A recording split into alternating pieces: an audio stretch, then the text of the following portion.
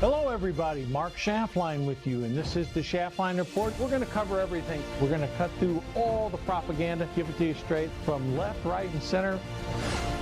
The opinions are what counts. Hello, everybody. Mark Schaftlein with you, and this is the Schaftlein Report on Patriot TV, and we've got everything covered from all angles, folks. Happy to have you with us today. Look, I think that the key theme as we end the week here could be we're in a straitjacket. And that is pun intended, because there is no oil effectively flowing through the Strait of Hormuz that carries 20% of the world's oil. Now, you can say what you want about the success, which we've had a great deal of military success with the Israelis up to this point. However, the Iranians are using what I would call the old Muhammad Ali rope-a-dope strategy. In other words, when Ali fought Frazier, he was using the let him box himself out and eventually wear himself down. Seems to me that that's what the Iranians are doing, because obviously they've had their Navy destroyed. Their Air Force has effectively been destroyed. They're having to use small boats, low technology, drone attacks, against a handful of ships. And bear in mind, they only have to have nominal success here. So there was some Chinese, some crude headed for China that was passed through, but all the other carriers are just saying, no, thank you. It's not worth the risk for us. So oil prices have settled here in the U.S. just under $100 a barrel, Brent about 101. But the Iranian strategy to me is clear. Make economic pressure so great that the U.S. and Israel stop the bombing campaign. Now, it won't work with Israel because, they have different economic incentives. But in the United States, gas prices are up 65 cents a gallon since the war started. And at a certain point in time, the Iranians are betting that if oil does not go through that, quote, strait, the Strait of Hormuz, the straitjacket, as we like to say right now, at a certain point in time, gas prices will continue to go up. And if those gas prices continue to go up, look, that's going to further fuel inflation, put us in a situation where interest rates may not be lowered as quickly. And this doesn't even count on the cost of the war, what's going on right now, both in the fact of human lives lost and economic actual dollar costs. So while there was, let's call it this, we've been 2 weeks into this campaign. And I tell a lot of people when they ask me, they say, well, Mark, how long is this going to go? That seems to be the $64,000 question that everybody's been asking. Well, the president said when he made his initial comments that this would take 4 weeks. And I know people are very impatient. They want it over. But the president did say 4 weeks. We're halfway through it based upon his initial assessment. Now, can the president always change his mind? Of course. But that was the initial assessment on both the Israeli and the U.S. side. So, we have a situation here where the strait is effectively closed. I'm not saying it's been mined, because some ships have gone through, Iranian ships carrying oil for China, and the Iranians aren't going to shoot their own ships. And a lot of the mining ships were destroyed by the U.S. So we have a situation where, the strait is effectively blocked off. Now let's look at the implications for that further. We had the tragic death announced on Friday of 6 U.S. service members from that refueling plane over Western Iraq. That's horrific news, folks. And thoughts and prayers go out to the families, the relatives of those 6 brave American service members on that mission. According to earlier reports, it was mechanical failure.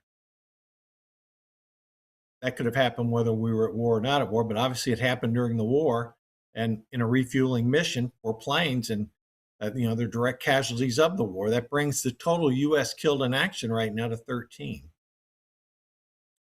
So it is certainly, the risks continue to be there, just from a service member perspective, every day that you're in war, risks escalate. So the question is, will the American public still support this to a point if the economic numbers grow difficult? And the stock market, again, for people that have 401ks, the stock market's down about 5% this year. Had another down week. That's a couple down weeks in a row. So another question that's being asked right now, who's in charge in Iran? Now, Khamenei's son allegedly is in a coma with severe wounds suffered from the initial strike. There were some reports that he was in a coma, some reports that he had severe injuries, loss of limb potentially. We don't know that. So we really don't know who's in charge, because a statement was put out attributed to Khamenei's son, but there was no pictures of him and no sound of him. That leads analysts to believe, these reports of his severe injuries could be true. And then that begs the question, if they are true, then who are you negotiating with? Now, you've heard a lot of talk about the Strait of Hormuz and oil getting through, and that's a big deal. Oil prices are up about 45% since this war began. That's a big number in a couple of weeks, folks. Again, we mentioned 65 cents a gallon here in the U.S., but oil goes into everything. Diesel fuel, way up. Other forms of fuel, much higher. Airplane fuel costs. It's going to have an effect. And you had some economic numbers come out here in the U.S. We're going to get to a little bit later, but inflation is still running way above the target. We're north of 3% right now, folks. And with oil prices going up 45% in a couple of weeks, that will filter through the economy. So a lot of people ask me, I say, well, Mark, what about Kharg Island? The Iranians, that's where 90% of their oil comes from. Kharg Island's an interesting piece, folks. For those of you who don't know, it's 16 miles off the coast of Iran. 90% of their oil exports go through that terminal. Why? Well, it's a deep sea port. The U.S. has not seized Kharg Island. That would be a major escalation, in this war if that were to happen. But that is a military option. So, you have to ask yourself, okay, well, if that's operational, and yet why haven't we cut off the Iranian shipments to China? Bear in mind, Trump allowed some Russian oil that was at sea to be sold this past week. So what the administration is not trying to do is contribute to a situation where global energy supplies become tighter. Then you could see a spike to $150 a barrel. Look, the Iranians would like nothing better than to have that happen, because that would be severe pain inflicted not only on the U.S., but Western European nations also. And think about who else benefits from these high oil prices, the Russians. So there's a lot of geopolitics going on beneath the surface here. And the stated purpose of the war was to make sure Iran no longer had nuclear capabilities and long-range missile capabilities to put potential warheads on them. Regime change was also mentioned.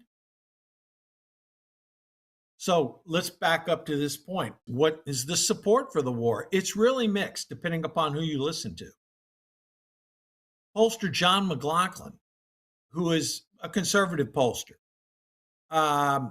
he said the initial support was 57% of Americans when asked the question, military action to support halting Iran's nuclear capabilities, 57% said yes. And that was comprised 86% Republicans, about 25% of Democrats, and overall, even today, after 2 weeks of fighting, that number, according to McLaughlin's, 51-41, meaning about 10% more support the action. But if you listen to legacy media polls, that's not true. So who do you believe?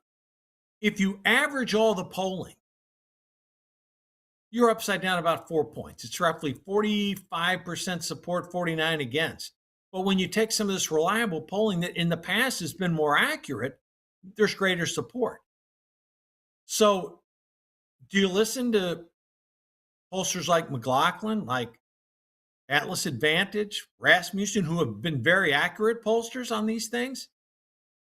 Or do you lump them all together? It's an unknown question. But the legacy media, one thing is obvious, and Hegseth really criticized some parts of the legacy media for misrepresenting what was actually happening.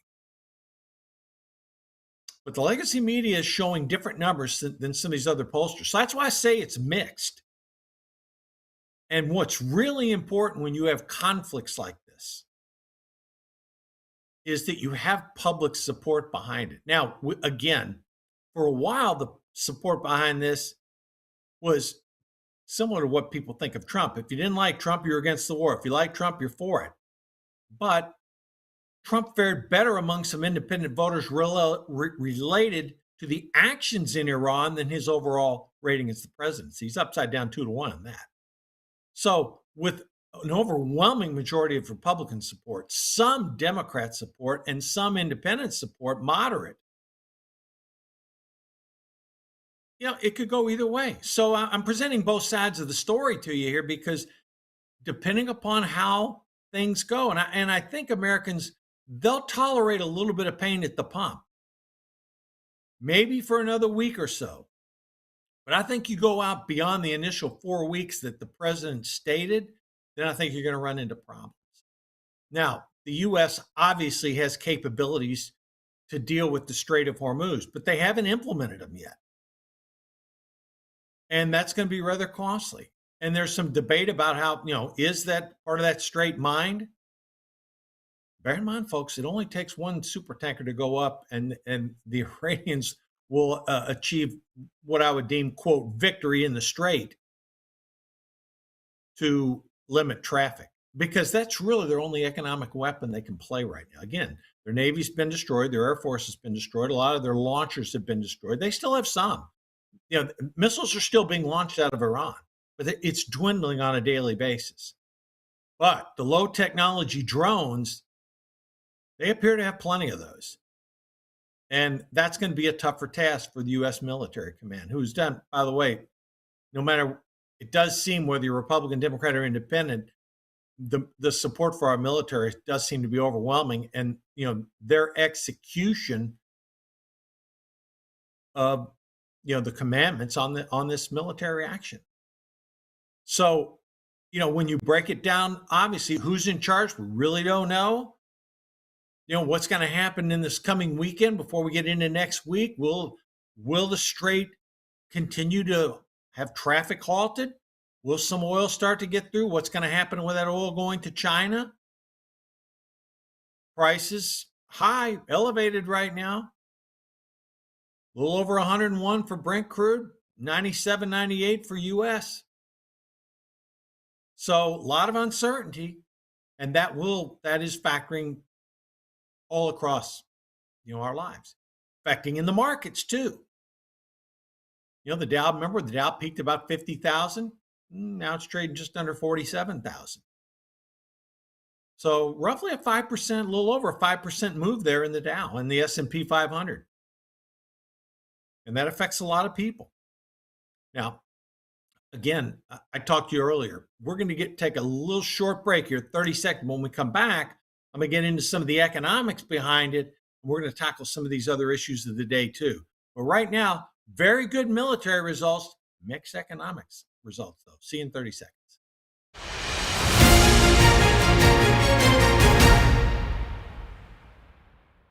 Sadie, why don't more people know about the health benefits of Glucodown soluble fiber? That it lowers blood sugar, especially after meals? Glucodown drink mixes are enriched with soluble fiber for healthy blood sugar. It's diabetic-friendly nutrition, and it's clinically proven. Glucodown's clinically proven soluble fiber helps maintain blood sugar in a healthy range, especially after meals. Glucodown is a game changer. Keep your blood sugar healthy. Try all 8 flavors of Glucodown. Available at Amazon or in the diabetic care aisle at your local pharmacy.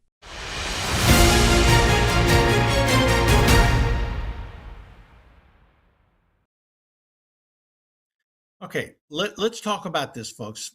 Comments from Benjamin Netanyahu and President Donald Trump. Netanyahu is basically saying Iran is not the threat it used to be, even if the regime doesn't fall. So obviously, regime change was one of the goals. We've talked about this on this show numerous times. Obviously, halting the Iranian ability to deliver nuclear weapons was the stated purpose and the primary purpose, and the taking out the rocket launchers who have the ability to do that, crippling the Air Force and the Navy. Yeah, that's been accomplished. So obviously, by definition, in these 2 weeks of the war, Iran is not what it used to be and doesn't have those capabilities. The president came out on Friday afternoon and said the war will end when I feel it in my bones. Well, again, he's the only one that can make that decision.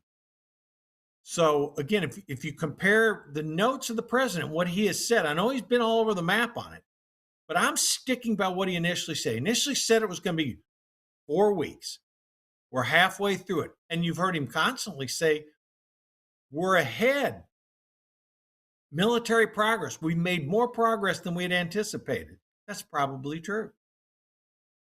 But they probably underestimated the drone situation, because while overall military objectives may have been achieved faster, they've still got to deal with this issue in the Strait and with the drones.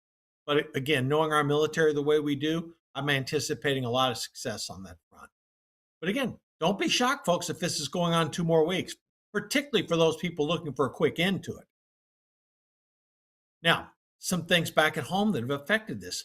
Look, can you imagine in your right mind, the Democratic Party still will not acquiesce on funding the TSA? What does that mean? It means people that work at airports missed a paycheck.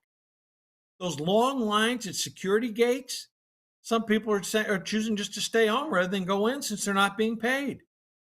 And it's sporadic, different airports across the country. I mean, of all the things that's dumb that the Democrats do, this really all is, it's like they took a stupid pill and they won't wake up. All to try to make changes with ICE. They're sacrificing Americans' paychecks at the TSA for what? I just don't get it politically.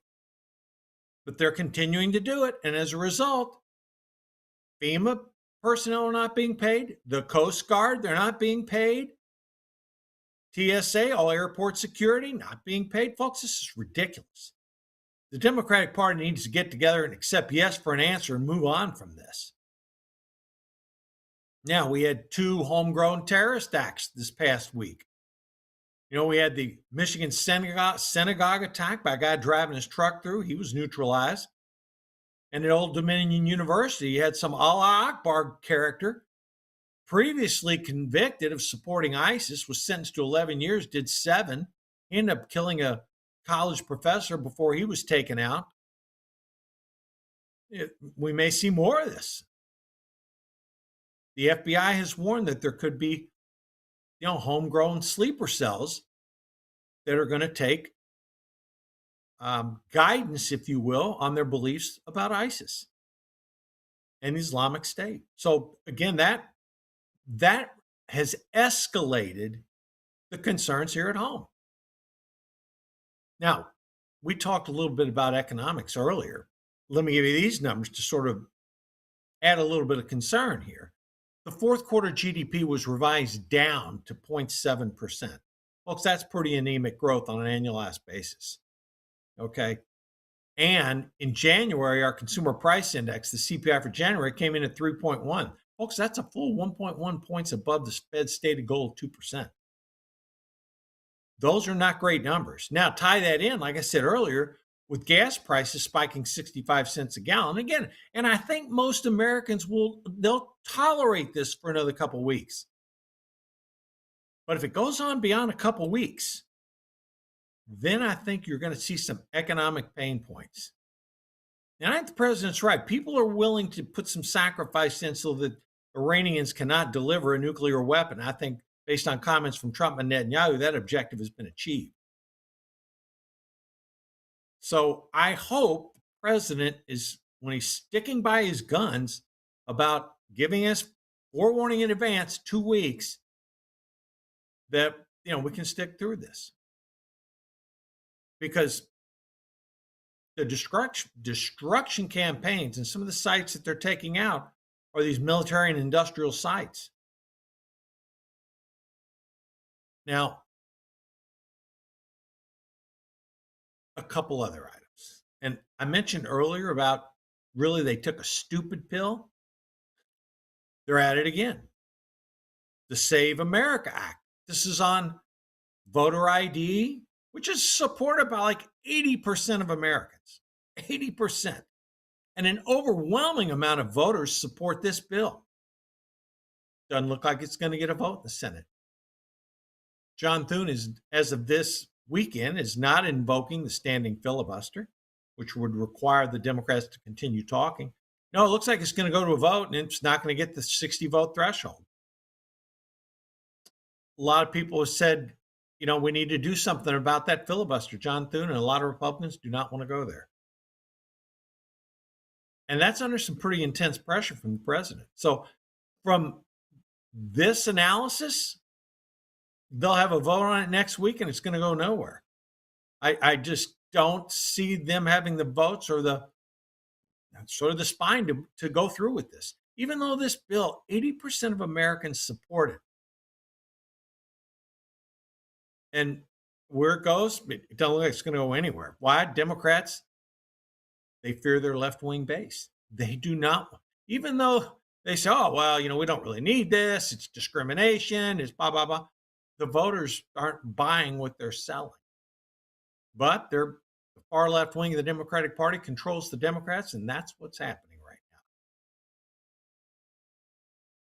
now. All right. You may have caught this headline, this little morsel out there, because while everything has been focused on oil prices, on Iran, the Strait of Hormuz, quietly, there have been negotiations going on with the administration and Cuba over possible economic relationship. Would that be something? I mean, here Trump administration took out Maduro, oil's flowing out of Venezuela. The existing government seems friendly with the U.S. Wow, what if we could do that with Cuba without firing a shot? That would be decades, folks, decades, where the U.S. and Cuba did not effectively have any economic relationships. 90 miles off the coast of Key West. That would be something. Cuba's been a communist country since 1960-ish? 61, 60, 60, 1960. Yeah, 59, 60 was the revolution. So for like 66 years. And now, under President Trump, could it be coming to an end? Maybe. We'll see. So among all of that and negative commentary from legacy media about the war and negative comments about the president, Trump is still holding at about the same approval rating now that he has been for a while. Plus or minus a point. But based on polling we trust, he's at about 45% approval, 53% disapproval. About the same as where Barack Obama and George W. Bush were in their presidency at this particular time. So is it having an effect on his popularity? Not really. I mean, he's about where he's been. Does that mean people are so dug in their opinion on him that nothing moves the needle? Maybe. It's possible. We'll have to keep a close eye on it as situations develop, through the weekend and into next week. But again, at this point, his handling of the war seems to be pretty much split down party lines and among those that support Trump versus the Trump derangement syndrome. Although the numbers are actually, as we talked about earlier, on overall support a little bit, in other words, the war is a little bit more popular than the president is. That doesn't surprise me, given the fact that it's trumpeted getting rid of the Iranian nuclear capabilities. Now, I want to close it up on a couple items here.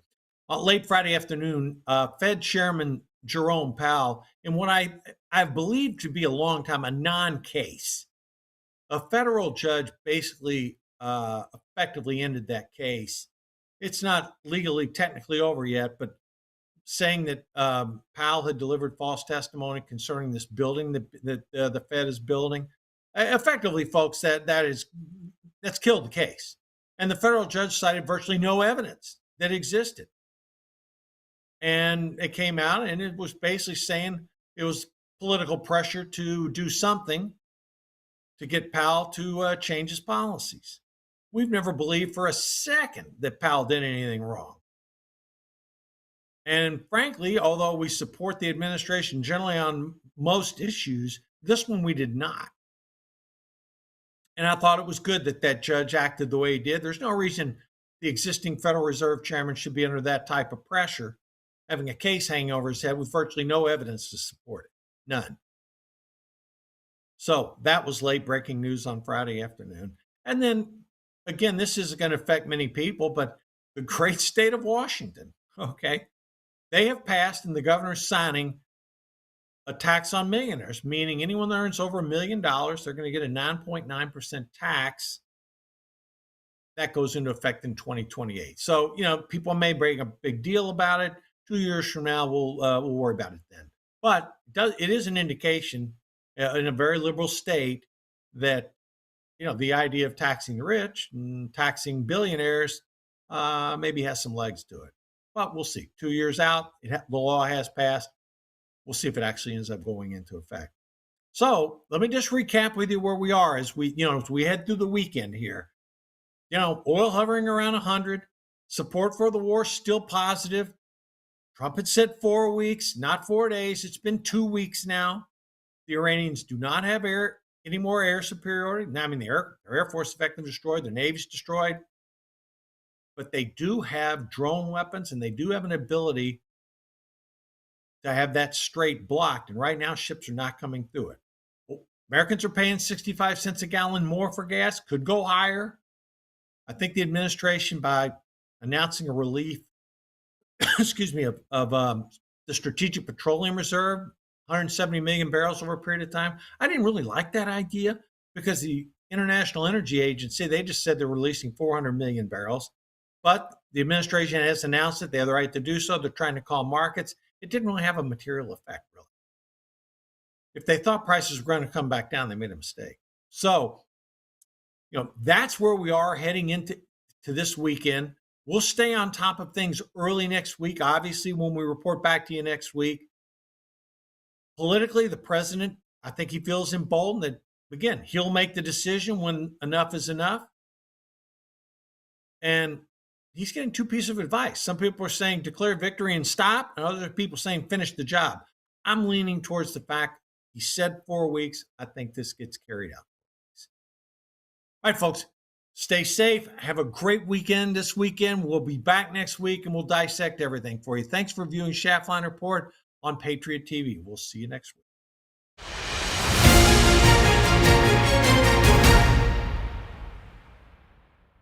AI is everywhere, but none of it does everything. Until now, meet Real Intelligence, RI, the one AI that does it all better. It generates cinema-quality 4K videos, unreal images, and award-worthy music, all in one platform. RI even writes code and handles advanced research at your command. No more juggling multiple apps or settling for less. Your creativity deserves one powerhouse. Real Intelligence, better at everything, all in one place. Try RI now for free at tryrinow.com.